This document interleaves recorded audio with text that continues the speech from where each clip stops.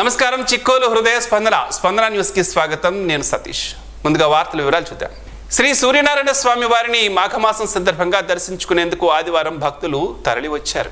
సామాన్య భక్తులకు స్వామివారి దర్శనం కోసం క్యూ లైన్లను అధికారులు ఏర్పాటు చేశారు. అలాగే 500 రూపాయలు 100 రూపాయల టికెట్ల కొనుగోలు చేసిన భక్తులకు వేరే క్యూ లైన్లను ఏర్పాటు చేశారు. భక్తులు ముందుగా ఇంద్రపుష్కరిణి వద్ద పూజలు ఆచరించి మొక్కులు చెల్లించుకుని అనంతరం స్వామివారిని దర్శించుకున్నారు. ఆలయ ప్రధాన అర్చకులు ఇప్పిలి శంకర్ శర్మ వారికి ఈ రోజు ప్రత్యేక పూజలు నిర్వహించి తీర్థ ప్రసాదాలను అందజేశారు. ఆలయ అనవెట్టి మండపంలో సామూహిక సూర్య నమస్కారాల కార్యక్రమాన్ని పురోహితులు నిర్వహించారు. అలాగే ఆలయ ప్రాంగణంలో స్వామివారి ఉచిత ప్రసాదాన్ని పంతులు భక్తులకు అందజేశారు. నిత్యాన్నదాన పథకంలో భాగంగా ఈ రోజు కూడా భక్తులకు అన్న ప్రసాదాన్ని అధికారులు ఏర్పాటు చేశారు. ఈ రోజు స్వామివారికి భక్తులు వివిధ రూపాల నుంచి అందించిన ఆదాయ వివరాలను మీడియాకు ఈవో ఒక ప్రకటనలో తెలిపారు. ఈ రోజు శ్రీ సూర్యనారాయణ స్వామి వారికి టికెట్ల రూపేణా 8,15,000 రూపాయలు రాగా పూజలు విరాళాల రూపంలో 1,08,740 రూపాయలు, ప్రసాదాల రూపంలో 2,22,670 రూపాయలు శ్రీ స్వామివారికి ఆదాయం వచ్చిందని ఆలయ ఈవో ఎర్రశెట్టి భద్రాజీ ఈ రోజు విడుదల చేసిన ప్రకటనలో పేర్కొన్నారు. నడక ఆరోగ్యానికి మహాసాధనం. ఇదే మాటను వైద్యులు మన పెద్దలు ఎప్పుడో చెప్పారు. మారుతున్న ఆధునిక పరిస్థితుల దృష్ట్యా మనుషులకు శారీరక వ్యాయామం తగ్గడం వలన పలు రోగాల బారిన పడుతున్నారు. ఆరోగ్యానికి నడక అవసరమని తెలిపే ప్రత్యేక కథనం ఈ రోజు స్పందన న్యూస్ లో చూడండి.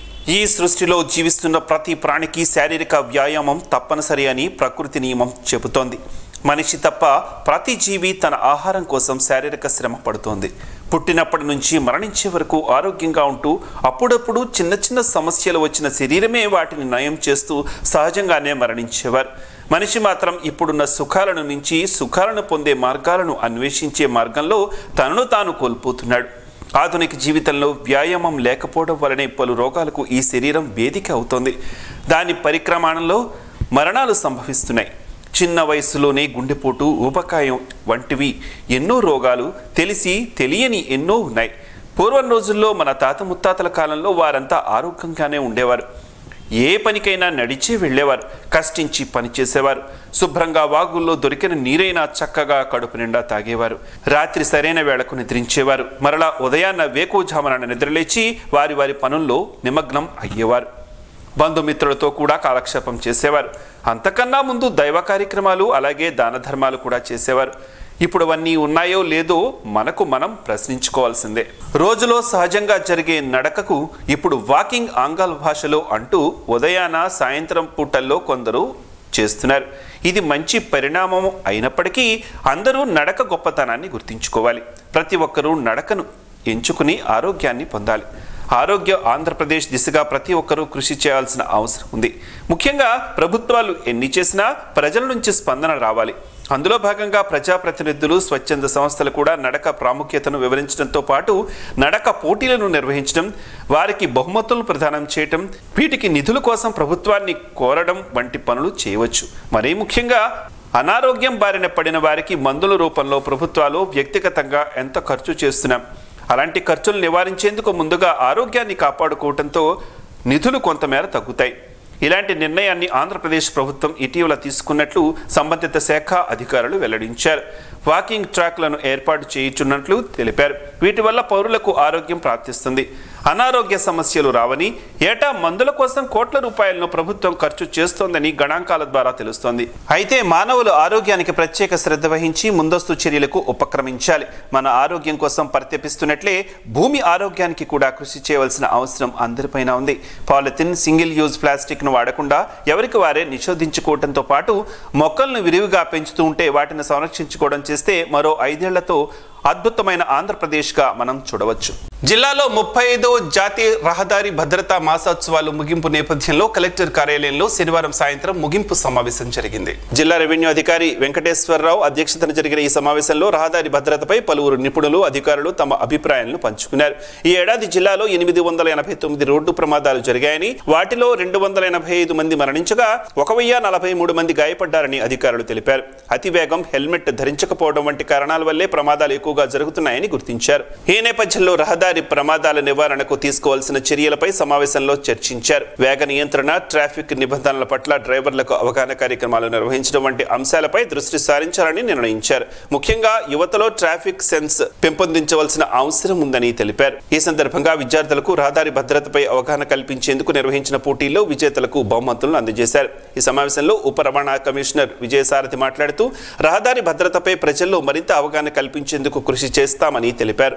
రానున్న రోజుల్లో మరింత కఠినంగా నిబంధనలు అమలు చేస్తామన్నారు. కార్యక్రమంలో ప్రత్యేక ఉప collector Padmavati, R&BS E John Sudhakar, DMNHO TV Balamuralikrishna, జిల్లా fire officer Mohan Rao, motor vehicle ఇన్స్పెక్టర్లు PV Gangadhar, R Anil, municipal engineer Dakshinamurthy, Nehru యువ కేంద్రం DT ఉజ్వల్, రవాణా శాఖ అధికారులు, వివిధ పాఠశాలల విద్యార్థులు పాల్గొన్నారు. సమాజంలో అందరూ సంతోషంగా ఉండాలని శ్రీకాకుళం జిల్లా నందమూరి బాలకృష్ణ అండ్ మోక్షజ్ఞ ఫ్యాన్స్ అధ్యక్షులు, జిల్లా NTR MSS గౌరవ అధ్యక్షులు, నగర తెలుగుదేశం పార్టీ అధ్యక్షులు మాదారపు వెంకటేష్ పేర్కొన్నారు. ఈ రోజు జిల్లా ట్రెజరీ హెల్పింగ్ హ్యాండ్స్ ప్రతినిధి, NTR MSS జిల్లా అధ్యక్షుడు మాదారపు డేవిడ్ పుట్టినరోజు సందర్భంగా జిల్లా ట్రెజరీ హెల్పింగ్ హ్యాండ్స్ ఆధ్వర్యంలో లావణ్య, ఉమామహేశ్వరి అనే ఇద్దరు బాలికలకు వైద్య నిమిత్తం 10,000 రూపాయలు అలాగే 5,000 రూపాయలు అందజేశారు. ఈ సందర్భంగా వెంకటేష్, డేవిడ్ మాట్లాడుతూ ప్రభుత్వ ఉద్యోగులుగా జిల్లా ట్రెజరీ హెల్పింగ్ హ్యాండ్స్ తరఫున జిల్లా వ్యాప్తంగా ఎన్నో సమాజ సేవా కార్యక్రమాలు చేయడం జరుగుతోందని అన్నారు. రక్తదానం, అన్నదానం, పేద విద్యార్థులకు పుస్తకాల పంపిణీ, ఇతర అవసరాల నిమిత్తం ఆర్థిక సహాయం చేయడం జరుగుతోందని చెప్పారు. సేవా కార్యక్రమంలో సహకారం అందించిన ప్రతి ఒక్కరికి కృతజ్ఞతలు తెలియజేశారు. ఈ కార్యక్రమంలో జిల్లా ట్రెజరీ హెల్పింగ్ హ్యాండ్స్ ప్రతినిధులు ప్రదీప్ కుమార్, టౌన్ NGO సంఘం అధ్యక్షులు బొత్స శ్రీనివాస్, దొడ్ల శ్రీరామ్, రాజశేఖర్ తదితరులు పాల్గొన్నారు.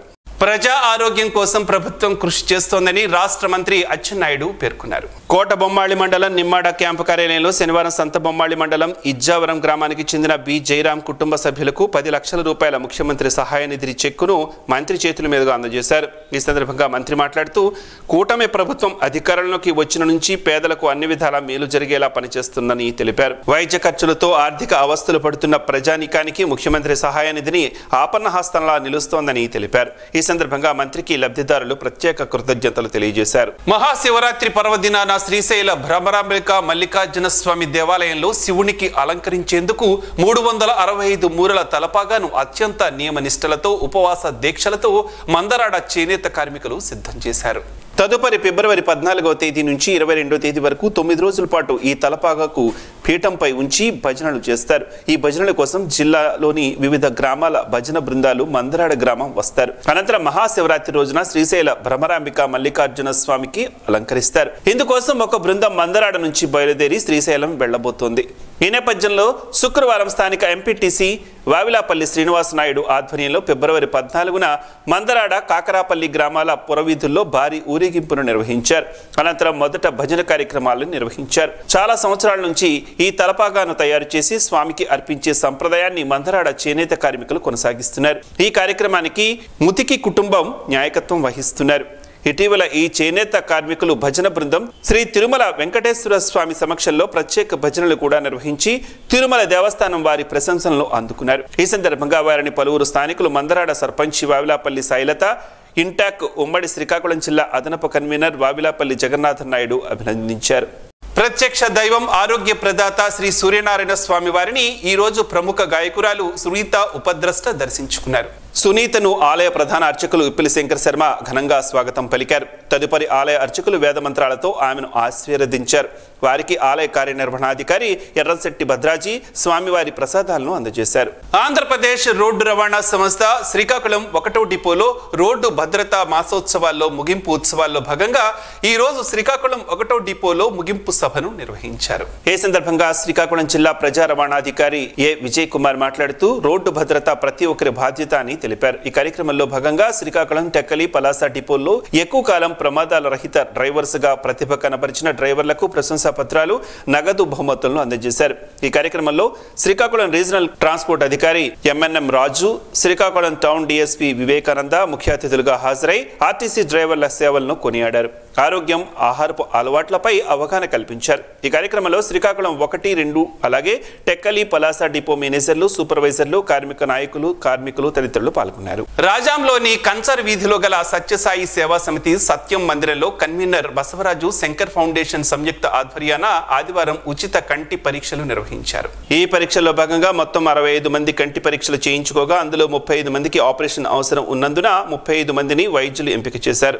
కంటి ఆరోగ్యంపై అవగాహన కల్పిస్తూ అవసరమైన మందులను ఉచితంగా అందజేశారు. ఈ కార్యక్రమంలో కన్వీనర్ కొనపల బసవరాజు, పెంకి చైతన్య కుమార్, సత్యసాయి సేవా సమితి సభ్యులు వీరభద్రరావు, శ్రీనివాసరావు, సాయి, వెంకట్రావు, కార్తీక్, వెంకటేష్, మల్లేష్, ఆసుపత్రి సిబ్బంది జాన్సన్, ఉషా, సాయి కుమార్, సతీష్, పైడ్రాజు తదితరులు పాల్గొన్నారు. శ్రీకాకుళం 2వ పట్టణ పోలీస్ స్టేషన్ పరిధిలో గల నాగావళి నదీ పరివాహక ప్రాంతమైన డే అండ్ నైట్ వంతెన ఆనుకుని శాంతినగర్ కాలనీ, బలగా తదితర నదీ పరివాహక ప్రాంతాలలో, పట్టణం చివరి ప్రాంతాలలో నిర్మానుష్యమైన ప్రదేశాలలో డ్రోన్ నిఘాతో చట్ట వ్యతిరేక కార్యక్రమాలకు పోలీసులు అడ్డుకట్ట వేస్తున్నారు. 2వ పట్టణ పోలీస్ స్టేషన్ చివరి ప్రాంతాల్లో బహిరంగంగా మద్యం సేవించడం, గంజాయి సేవించడం, పేకాట, ఈవ్ టీజింగ్, చైన్ స్నాకింగ్ వంటి తదితర నేరాలపై డ్రోన్ కెమెరాలతో నిఘా ఉంచుతున్నారు. పాడుపడిపోయిన ఇళ్లు, శిథిల నివాస గృహాలు పై డ్రోన్ కెమెరాలను చిత్రీకరించి బహిరంగంగా మద్యం సేవించడం, గంజాయి సేవించడం వంటి వారు పట్టుబడితే పోలీసులు చట్ట ప్రకారం చర్యలు తీసుకోనున్నారు. చట్ట వ్యతిరేక కార్యక్రమాలకు పాల్పడితే చట్ట ప్రకారం కఠిన చర్యలు తీసుకుంటామని జిల్లా ఎస్పీ కేవి మహేశ్వర్ రెడ్డి కూడా ఒక ప్రకటనలో హెచ్చరించారు.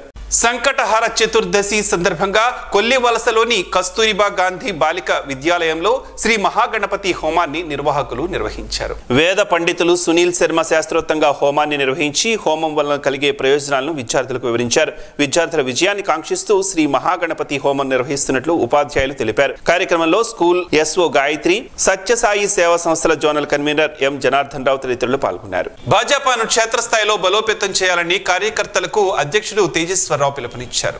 ఈ మేరకు ఆదివారం పోర్టు కళింగపట్నం మాజీ సర్పంచి లక్ష్మీ జనార్దన్ భాజపా తీర్థం పుచ్చుకున్నారు.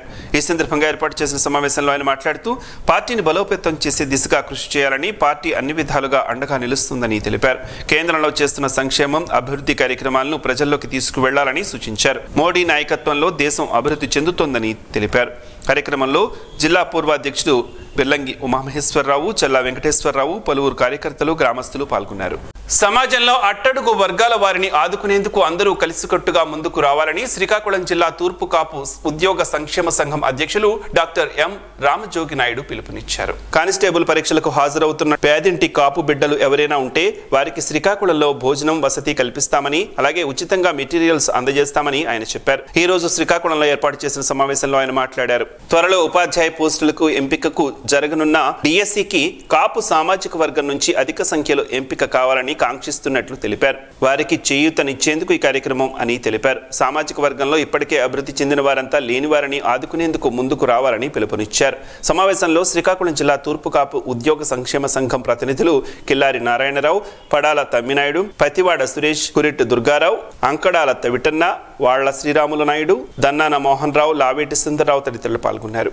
ఓట్స్ తో అనేక ఆరోగ్య ప్రయోజనాలు ఉన్నాయని ఆరోగ్య నిపుణులు చెబుతున్నారు. ఆ వివరాలు ఏమిటో ఈ రోజు ప్రసారమయ్యే ఆరోగ్యమే మహాభాగ్యంలో తెలుసుకుందాం.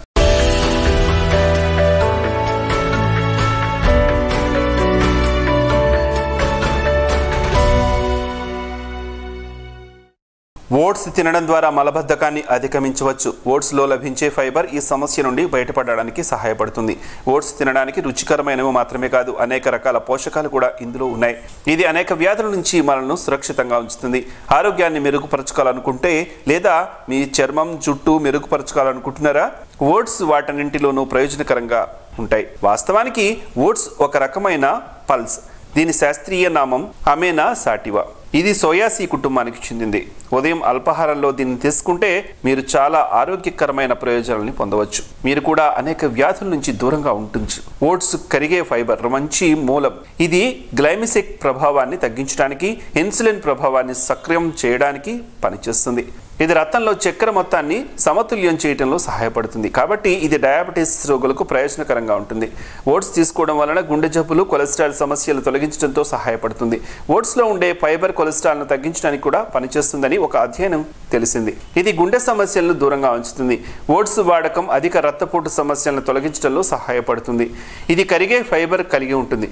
ఇది రక్తపోటు ఉన్న రోగుల్లో సిస్టోలిక్ డయాస్టోలిక్ రక్తపోటును తగ్గిస్తుంది. దీనితో అధిక రక్తపోటు ప్రమాదాన్ని దూరంగా ఉంచవచ్చు. ఓట్స్ తినడం ద్వారా మలబద్ధకాన్ని అధిగమించవచ్చు. ఓట్స్లో లభించే ఫైబర్ ఈ సమస్య నుండి బయటపడడానికి సహాయపడుతుంది, ఒత్తిడిని తగ్గిస్తుంది. ఇందులో ఉండే విటమిన్ బి, బి6 మంచి మొత్తంలో కలిగి ఉంటాయి. ఫోలిక్ ఒత్తిడిని తగ్గించడంలో సహాయపడుతుంది. ఓట్స్లో కాల్షియం, ప్రోటీన్, మెగ్నీషియం, సిలికాన్ మంచి మొత్తంలో కలిగి ఉంటాయి. ఇవి ఎముకలకు మేలు చేస్తాయి. ఓట్స్లో విటమిన్లు, ఖనిజాలు, ఫైబర్ అధికంగా కలిగి ఉంటాయి. ఇది శరీరాన్ని ఎక్కువసేపు అలసిపోయేలా చేయవు. మొటిమలను తొలగించడంలో ఓట్స్ వాడకం ప్రయోజనకరంగా ఉంటుంది. Oats antioxidant, anti inflammatory లక్షణాలను కలిగి ఉంటుంది కాబట్టి ఇది చర్మానికి ఎక్కువగా ప్రయోజనకరంగా ఉంటుంది. Oats antioxidant, anti inflammatory లక్షణాలు కలిగి ఉంటుంది కాబట్టి బ్యాక్టీరియాను కూడా ఇది దూరంగా ఉంచుతుంది. మొటిమలను దరిచేరవు. జుట్టు పెరగడానికి సిలికాన్ సహాయకారిగా పనిచేస్తుంది. ఓట్స్లో సిలికాన్ ఆమ్లం కలిగి ఉంటుందని ఒక పరిశోధనలో తేలింది. దీనికోసం జుట్టు పెరుగుదలకు కూడా ఇది ఉపయోగపరంగా అవుతుందని ఆరోగ్య నిపుణులు చెబుతున్నారు.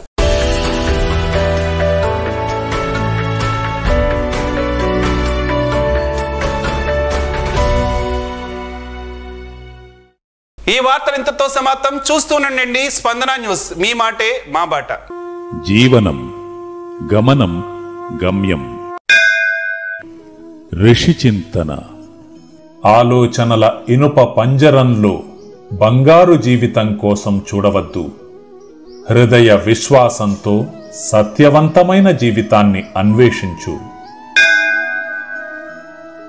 లోతు లేని ప్రవాహాలు చెవులు పగిలే శబ్దం చేస్తాయి.